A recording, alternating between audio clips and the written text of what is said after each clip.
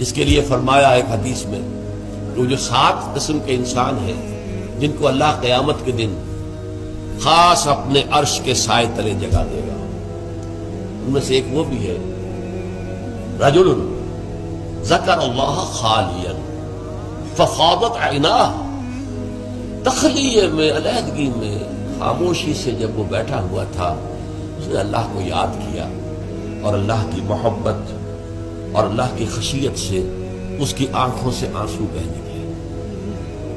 ये अल्लाह का हिज्र है। ये जो जिंदगी है ये अल्लाह से हमारे एक हिज्र का जरिया, पर्दा पड़ा हुआ है हमारे और रब के दरमियान, गैब का पर्दा पड़ा हुआ है। इसीलिए आपने देखा हुजूर पर कि जब कैफियत थी अल्लाहुम्मा फिर रफीक़िल आला, बस अब मुझे इस दुनिया से कोई गरज नहीं है, रफीक़ आला अल्लाह ताला, अल्लाहुम्मा फिर रफीक़िल आला।